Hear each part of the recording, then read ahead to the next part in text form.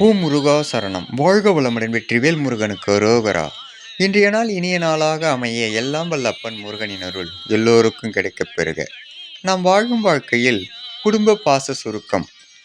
தந்தையானவன் தனது மகள் மீது எந்த சூழ்நிலையிலும் தனது பாசத்தையும் அன்பையும் குறைக்க மாட்டார்.